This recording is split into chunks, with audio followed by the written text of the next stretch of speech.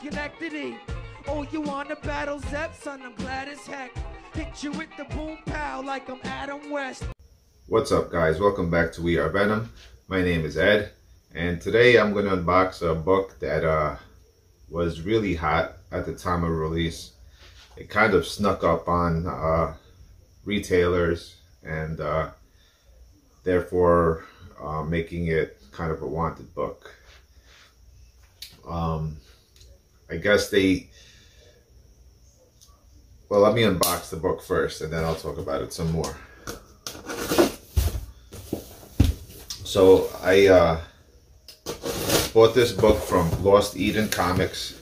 You can find him on eBay and Instagram, and it was really nice working with him. He had a really great communication.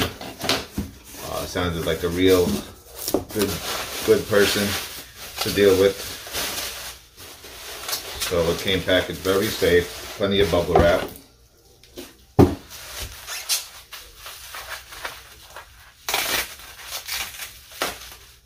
Used blue painter's tape. Well, blue-green, I'm not really sure what the difference is, but I use painter's tape as well when I ship, and I think it should be just like a standard practice. It just makes life easier for the person that's unpacking.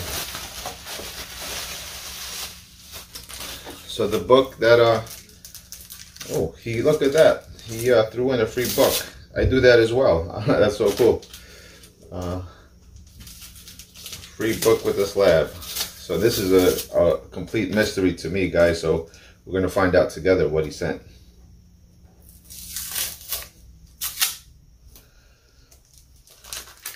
And, oh, look at that. It's a 1:20 ratio. David Finch.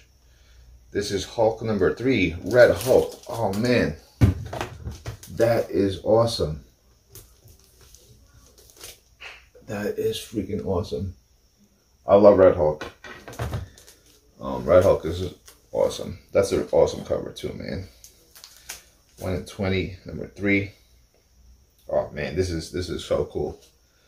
I actually have the ratio variant for number 2, which is just like a black and white sketch of cover A.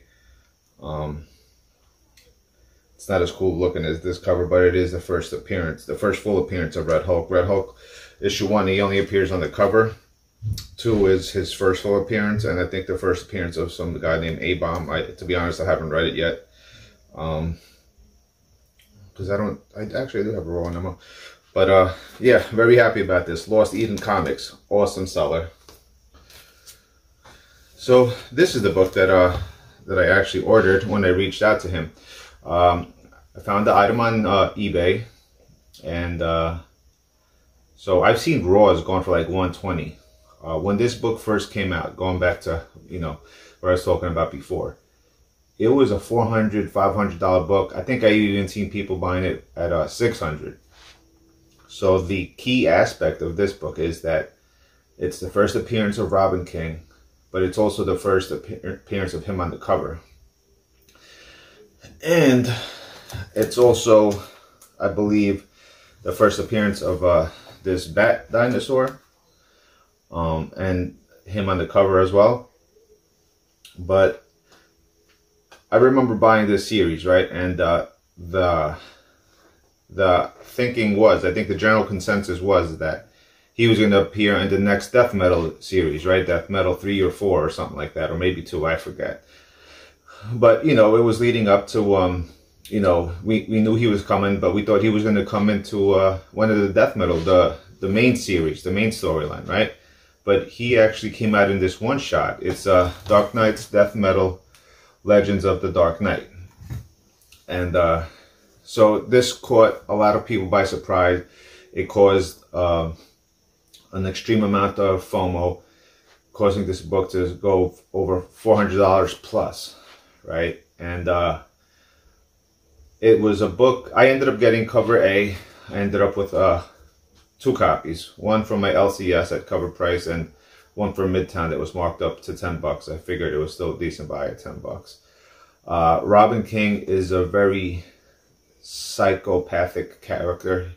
He is really a nasty, nasty little dude. Do I think he has a future? Possibly. I don't see why they wouldn't bring him into the DCEU at some point, right? Could be years. Who knows? I could definitely see them bringing in the Batman Who Laughs. That's Teen Titans 12. It's a tough 9.8. So the 9.8s in that still fetch decent money.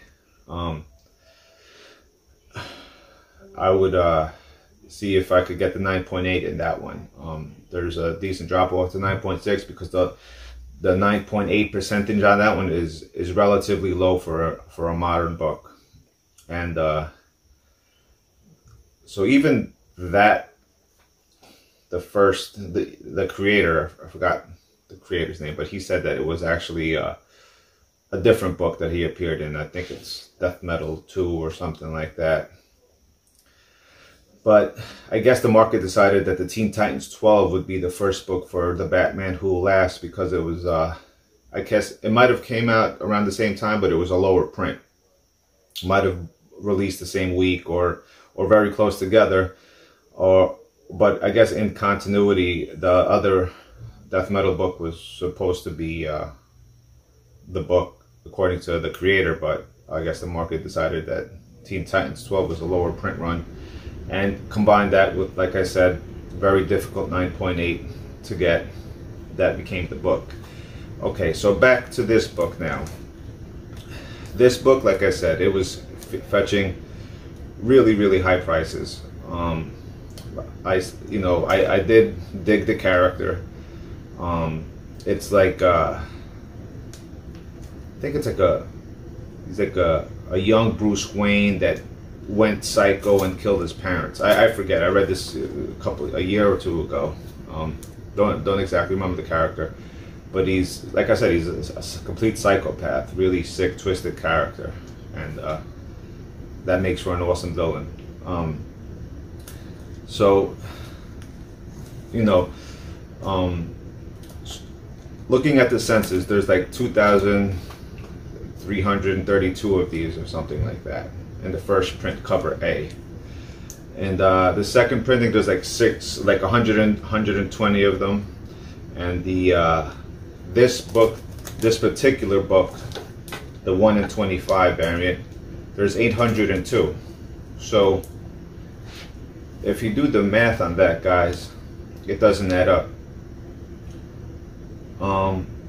If there's, let's call it 2,400 of cover A, there's like a third of these.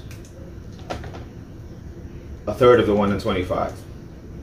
What does that mean?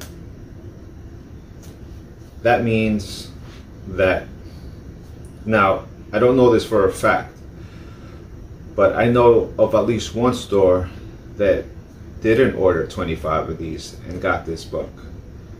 And I think that the distributors maybe felt bad because they didn't get the opportunity to order as many and comped them one of these books. So this is kind of more of a, I'd say, a one per store almost. Now, don't quote me exactly one per store. I mean, it could have been, I don't know, maybe a 1 in 5 or something, more than a 1 in 25. So don't go paying crazy prices for this book. If you want it, get it because you believe in the character, you believe in the dinosaur. I myself paid $100 for this book and slabbed already. So there are deals out there. Like I said, this is more like a 1 per store than a 1 in 25, which still makes it a valuable book. Actually, I don't know, maybe stores did order it like that, like the bigger, Midtown Comics and stuff like that. They probably got a hold of a couple of copies of this, but yeah, that's a very important bit of information, I believe. in the future. My point of this channel is to help you become a better collector, in the sense that, you know, just sharing what knowledge I have so you guys can make informed decisions on your purchases, right? Now, I'm not saying go buy this book, but if you are interested in this book, keep that in mind. It's probably not as rare as it should be. It's supposed to be, because like I said, FOC crept up, and not many people knew that he was gonna appear in that one shot. We didn't even know that one shot. We were thinking he was gonna show up in the death metal books, in the mainline story, and he ended up coming out in this one shot. And then, of course, this one at 25 was supposedly underordered because you know, shops didn't know to order that book or more quantities of that book. So that's my belief. That's what I am speculating.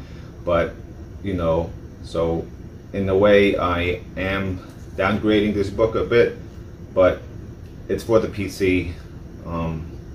I think the character's cool. I'm going to go out to Walmart and buy the figure, the McFarlane DC figure, and I think it'll be a nice little combination. Alright folks, that's it for today. I hope you had a great holiday weekend, and I'll see you in the next one. Take care. Schenectady. Oh, you wanna battle Zep, son? I'm glad as heck. Hit you with the boom pow like I'm Adam West.